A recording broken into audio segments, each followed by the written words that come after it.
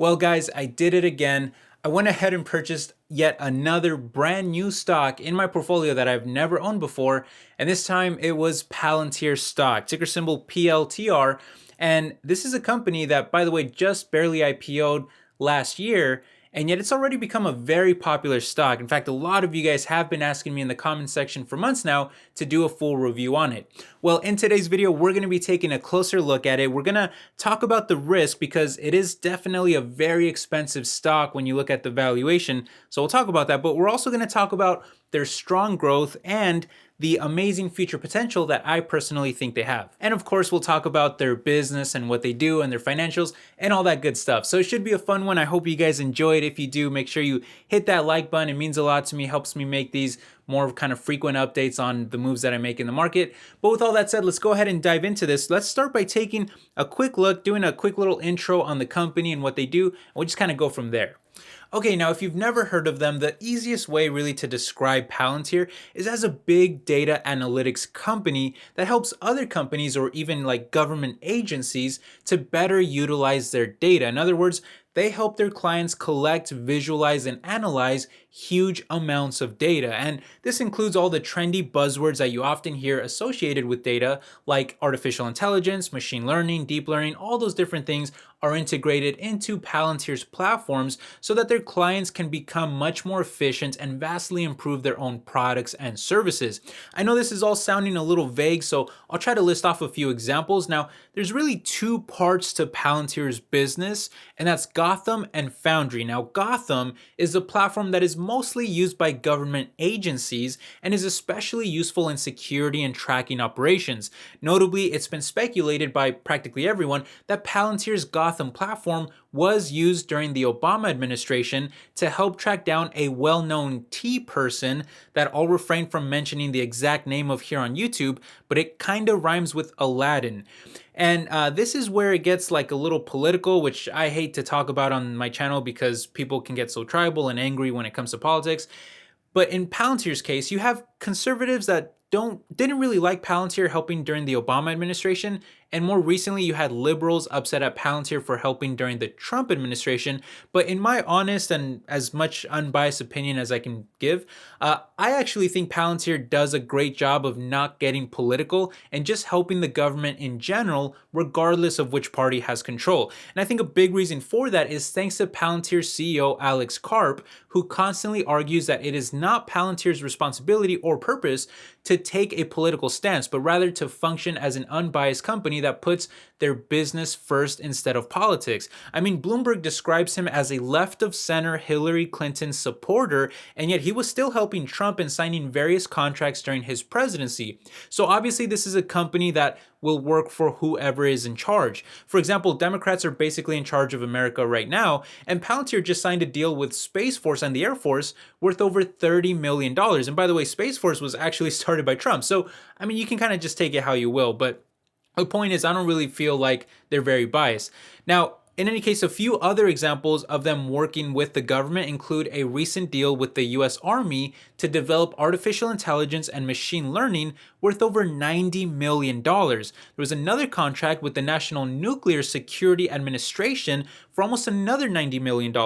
And even more, most recently, they were awarded a contract by the US Special Operations Command worth over $110 million. But it doesn't stop there. There's even health-related contracts, like a partnership with the FDA worth over $40 million, and another one with the CDC worth over $7 million to continue helping with outbreak response and disease surveillance, especially associated with the pepperoni. Even the US Coast Guard is using Palantir services for the global health issue as well.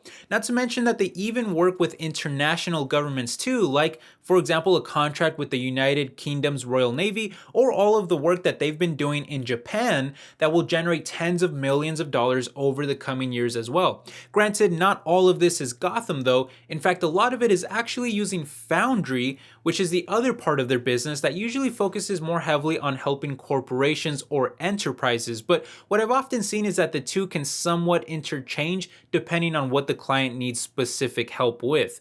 Either way, some examples of Foundry contracts include their partnership with 3M to help with their supply chain, or how BP uses their software to help the energy giant reach their goal of being carbon neutral by 2050.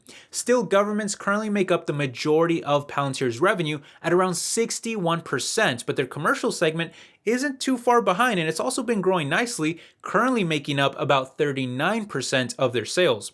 And we'll take a closer look at the stock and the valuation in just a second, but since we're on the topic of sales, we might as well dig a little deeper into their financials. And yeah, overall, you're talking about a very high growth company. Sales grew by 25% in 2019, soared by close to 50% last year, likely boosted by the global health issue that left government spending so heavily on solutions.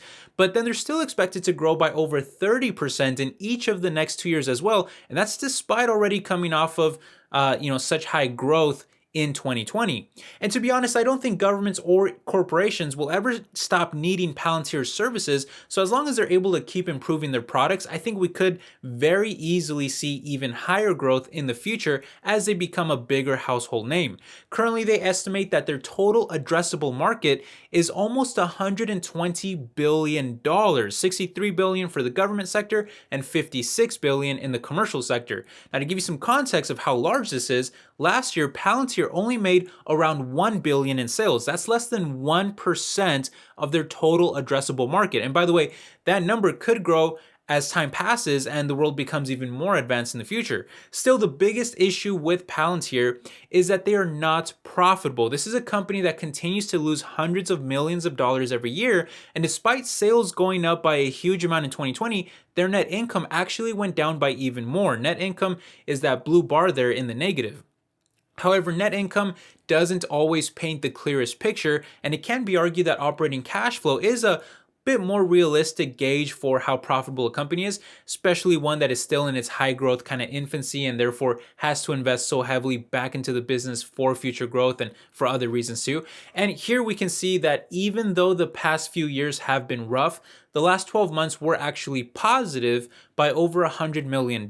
So there is some progress being made. Now, time will tell how much they're able to sustain this, but personally, I think that the story is more so about growth and future potential rather than their current lack of profitability. But a lot of people disagree with me, and that's led to a very volatile stock and one that is constantly being talked about either in a very positive way or perhaps even more so in a very negative way. But as it stands, they went public back in September of last year at around $10 a share before quickly skyrocketing all the way up to $45 a share. Now from there, however, the stock proceeded to correct back down, crashing by close to 50%, all the way down to around $24 a share, which is like basically where they are today. Still, even at today's lower prices, the stock is more than double what it was at the IPO and around 3 times higher than where it was at their lowest bottom lows. And that's leading to a lot of investors feeling like the stock is still too high. I personally disagree though. I think anywhere in the low 20s and especially below that are good prices to be buying the stock. And I went ahead and put a limit order myself that executed right below $24 a share. And to be honest, I'll probably be buying a little more here. And then if it drops into the teens, that's where I think I'd really start to buy more heavily in a more aggressive manner. But I'll explain my strategy in greater detail in just a second. First, I want to take a look at what all Wall Street analysts have basically projected, and they're actually pretty bearish on the stock. Now, according to Yahoo Finance, the average rating is below the middle mark of hold, which indicates bearish sentiment, and the average price target is also a couple dollars below where it's trading today. And hey, there's actually pretty good reason for that, since the market cap is already more than $46 billion, leaving them with an extremely high price to sales ratio of 38. Now, usually we'd want that to be closer to 1, especially for lower growth companies, but even higher growth ones, we'd probably still want it to be somewhere in the single digits if we could get it.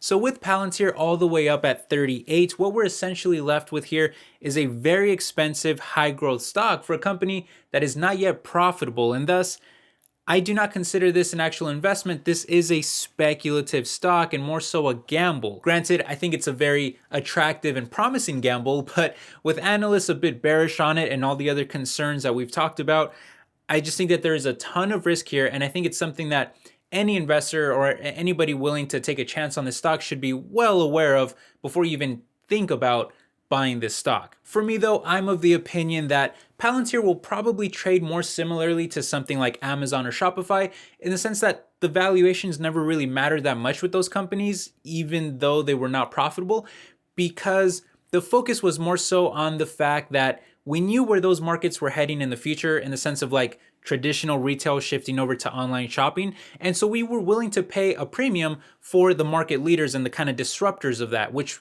have been kind of Amazon, Shopify, and other companies too. And so we just wanted to own those kind of market leaders. Now, it's not to say that Palantir is not going to have a lot of competition, but when I look at the different partnerships that they have and consistently being awarded big contracts by the government, that makes me think that Palantir does probably have a decently strong moat. And so I think that Palantir has deep relationships with government entities and corporations that I think are going to become even deeper in the future as Palantir grows, becomes a larger company, and becomes even more trusted in the future. So I think that the valuation might not be as important as analysts are thinking it'll be. And I think it'll trade more so like just a very high growth company with a lot of future potential. And that's kind of what I'm seeing with Palantir. That's not to say that the stock can't go down. Like I said, it's a high risk here. But I do feel like around $20 a share, in the 20s, especially low 20s, is kind of okay. I think below that for sure, in the teens, I think that really starts to become a very attractive stock. And so for me, because it's a spec stock, I keep it very limited in my portfolio. As of right now, in the 20s range, I'll probably still buy a little more, but it's never going to be more than like 1% of my portfolio in this kind of range. Now, if it drops below $20 a share, then I start to buy it more aggressively, and then it'll probably become something that's like a 5% portion of my portfolio. And I know that doesn't sound like a lot, just 5%, but you have to remember, I own a lot of different stocks. So for it to account for 5% of my portfolio, that's actually a very big holding for me, just in relation to everything else I have and how proportional it is to my portfolio. So, around here in the 20s, probably around 1% of my portfolio, low 20s, maybe I bump that up a bit to maybe 2%, something around that range. But under $20 a share, then I start to buy it more aggressively. And then I would probably try to make it into like 5% or more. Probably around 5% or less, I should say. But just kind of my overall thesis here, it's a high risk stock, it's a spec stock, but it's one that I really like. And I kind of just want to be an early investor in this type of company because I do think they have so much future potential. So we'll see. I'll have to keep an eye on it. I'm going to reevaluate over time. That's usually the case with these type of companies where we still have to learn a little bit more and we have to see how they perform and if they can consistently start to bring in profits and what their margins will look like once they do actually become a higher profit company. But as of right now, I just like everything I'm seeing and I really like their future. The only thing I don't like about Palantir is the valuation. That's the only knock on them. That's the only thing I don't like is how expensive the stock is. So you bring that stock price down, the attractiveness just goes way up for a company like this because I love them as a company. The only thing I don't like is the stock price. So you bring the stock price down, I'm going to be buying a lot more myself. So we'll see. I'll keep you guys updated. If the stock takes any kind of big jumps or hits, anything like that, I'll definitely update you guys. Let me know if you guys are invested in Palantir. Let me know your thoughts down below. I know for sure it's going to be kind of a 50-50 type of thing in the comment section. Like I know there's going to be people that'll say it's way too expensive, stay away from it, don't touch it. And that is a very fair argument. And then there's also going to be people that'll say too much future potential, can't stay out of this one, got to take a chance on it. And those people also make a compelling argument as well. So I'd love to read those comments. I'll try to respond to as many as I can. Thank you guys for watching. Thank you for stopping by, for supporting the channel, hitting the like button. I'll catch you in the next one. Take care. Oh, and by the way, let me know if there's any other stocks I should keep an eye on too, because a lot of times I hear about some of these stocks from you guys, then I make videos on them, and then I become attracted to them, and then sometimes I buy them. So anyway, point is, any stocks you want me to review, leave them down below. Thank you again. Take care. I'll see you in the next one. Bye-bye.